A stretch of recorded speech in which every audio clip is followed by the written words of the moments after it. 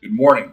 I'm Bob Baker, President of Advanced Asset Management Advisors, and joining me this morning is Phil Voelker, my business partner and AAMA's Chief Investment Officer. Hey, Phil, how you doing? Good, good. Super. We'd like to welcome everyone this morning to AAMA's quarterly review of our June 2022 market commentary. But before we plunge in, we thought we would go through just a brief introduction to AAMA. AAMA is an independent and fee-based investment firm, and we build a number of risk-adjusted portfolios based upon either ETFs, mutual funds. We also have a global version of our ETF and mutual fund portfolios, and we have some specialty portfolios, our dividend growth, our multi-asset balance, and our alternative portfolios. But over the years, we've placed a high degree of emphasis on accessibility and collaboration with advisors. And we make ourselves readily available to advisors to answer their questions on a very timely basis. And as a firm, since 1999, we've had a deep focus on fundamental market pricing and sector valuation. And we've consistently applied this process over the years. Now let's talk about bubbles for a moment. And we probably first should define what a bubble is. Phil, how would you define a bubble? Well, I think it's typically defined as a speculative mania where prices are much higher than they can be justifiably made, but they can go on for a long time, and they really are never identified accurately until they pop, and then in hindsight, everybody looks back and says, "Oh, that was a bubble." But while they're developing, a lot of people have accepted the higher and higher prices and feel it's justified until, of course, it breaks. Of course. Now, the next slide identifies some of the bubbles that we've been through recently, and a few we can't identify yet. Phil, some of these numbers are just crazy. Yeah, they are. And, in particular, when you look at the percentage declines from their respective high over the last couple of years, and granted, some of these assets are assets that most people are not involved with, like cryptocurrency, Bitcoin, SPACs. Then we get into things that people have been involved with: IPOs, long-term treasury bonds, and NASDAQ 100. So all of these assets declining in value have created a paper loss or an actual loss in many cases that has reduced the asset values of investors dramatically in the trillions of dollars. And those asset declines, whether they be realized or just on paper, have some pretty substantial impacts on how people think. How would you kind of quantify that, Phil? Well, there's two factors. One is the real valuation. I mean, some people who got very aggressive in some of these bubbles and have experienced these losses may not have the money that they were counting on to make a down payment on a house or to buy a new car or to buy a new handbag for their spouse. The other thing it does is just sort of affects the psychology of not only investors but consumers as well. When you see headlines that the SPACs are down 62% from their high, many of them going bankrupt, or Bitcoin down 70%, it affects the psychology of the consumer. That's really interesting. Over the years at AAMA, we focused a lot of our time on looking at stock prices and PE ratios. And here's a long term chart that kind of puts the last few years in perspective. And Phil, could you add some commentary on this? Sure. This chart is what we call the forward PE ratio, which is the ratio between the current price of the stock market as measured by the S&P 500 and the next 12 months expected earnings. So all the analysts have expectations for what companies' earnings are going to be, and we compare prices to that number. So, I mean, if you look at 20 through 22 in the green box at the top of this chart, that's what we call bubble territory, meaning above 20 and hitting a high of 23, where expectations for heavily increasing earnings and ever increasing stock prices drove this ratio to, we would say, a speculative level.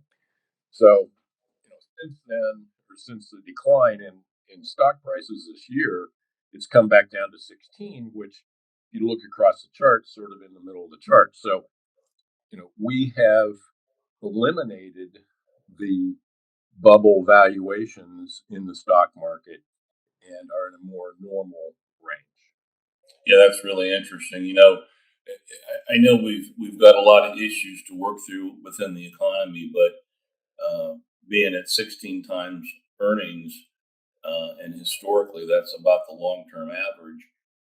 Is it fair to say this could be setting up for a pretty decent buying opportunity at some point in the future? It certainly could. What we can easily say is that stocks are no longer overvalued based upon this metric. And there's really two keys we think going forward, and that is what's going to happen to the earnings portion of this ratio. And number two, what's going to be the longer term inflation rate? If we extended this chart back to the 70s and 80s, we'd see depressed PE ratios during periods of high inflation.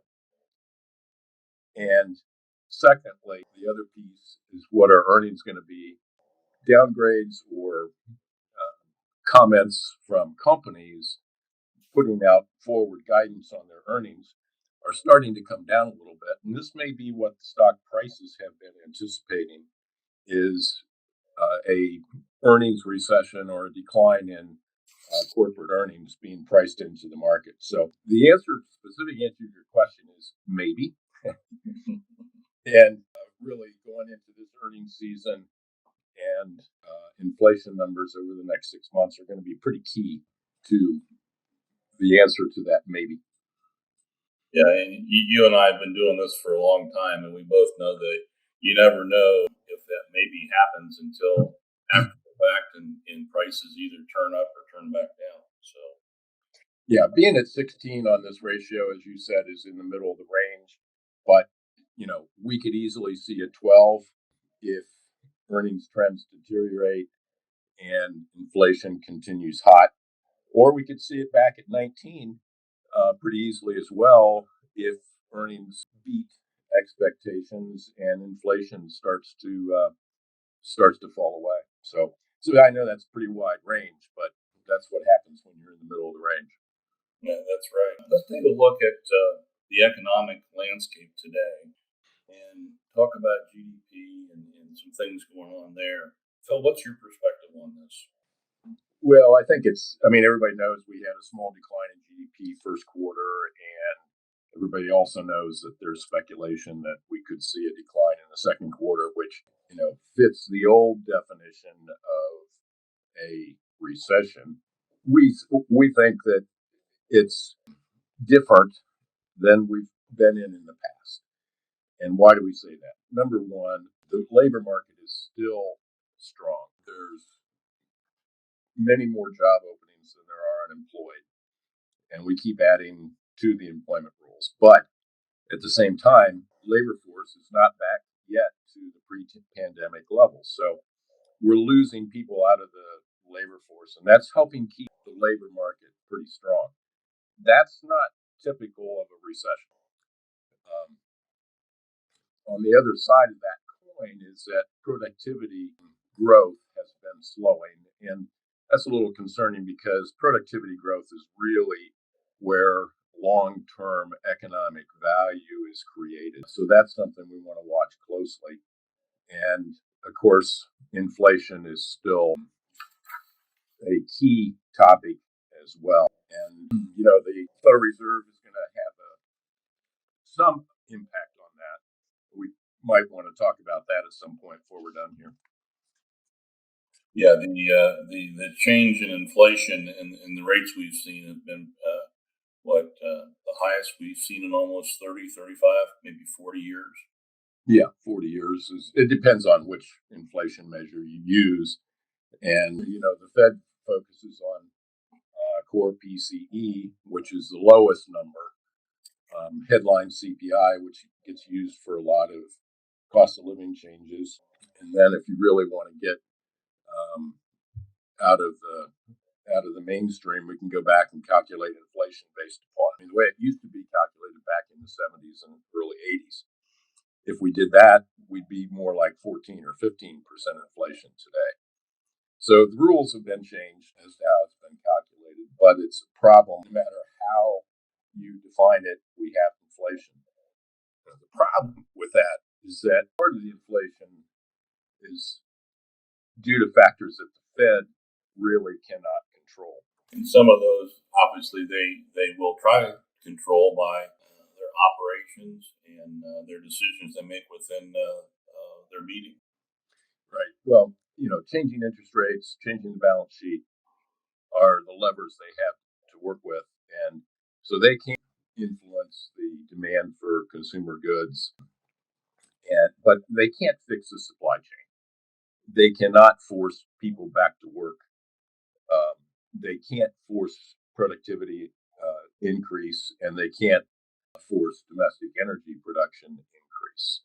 So, if we think about the components of inflation, a lot of it has been based upon things that they cannot fix. The one segment that they can influence through longer term rates, mortgages, housing market, that eventually feeds into rents. That's sort of the cat that's out of the bag because we've had tremendous increases in home prices, which is on a lagging basis rolls into rents, which we're starting to see increase, but that trend will probably continue regardless of what happens with home prices. So there's a solid underpinning within the inflation number from rents that is just not going to go away overnight. Right, right. And, when people go to the gas pump and they fill their car up and they're spending 25 and 30% more for fuel, uh, that's just like a tax increase on consumers, and that will change their spending habits at some point. Yeah, it has to, and it's a very regressive tax. It affects the lower income consumer much more heavily than others. So it's a very regressive tax. Yes, yes. Now let's take a moment and talk about how we're approaching the bond market in our fixed income portfolios and the sleeves that we manage. Sure, the bond portfolio structure we've maintained for several years now is a short maturity and very high quality, basically 100% Treasury agency exposure. And we've done this because we felt that we were in, or potentially in, a bubble in the bond market, and the risk to principal when rates rise across the curve is most dramatic in longer maturities. And we can see that because the long term Treasury index on our very first slide showed the long term Treasury bond market down 31% from its high. Our positioning there has been pretty conservative and has shielded our fixed income portfolios from a significant portion of that decline. The flip side of the coin is how we're approaching the equity market right now. Give us a little summary on that, please. Yeah, that has also been pretty consistent over the last few years. And we can describe it as large cap tilted towards some of the defensive sectors with overweightings in staples and healthcare, for example, telecom, utilities in certain of our lower volatility portfolios. But there's been a couple of key factors in our stock screening, and those include historical valuations, of course, which is the bedrock of what we do, but those that have lower volatility earnings have had better trends of earnings forecasts. For example, over the last 3 months, 6 months, year, we look at the trend of earnings projections to see that they're stable or increasing versus declining. And one of the other very important factors in stock selection today is balance sheet strength and lower leverage. So within a sector, we have a hard cutoff for leverage within each sector. That makes a lot of sense, I think, in the current environment we've been in and what probably we're going to evolve in going forward here, at least for the near time period. That kind of summarizes our commentary here for June. And as always, we encourage advisors to don't hesitate to contact us. And I'm available by phone or email, and Aaron Bloskow, our National Sales Manager, is also.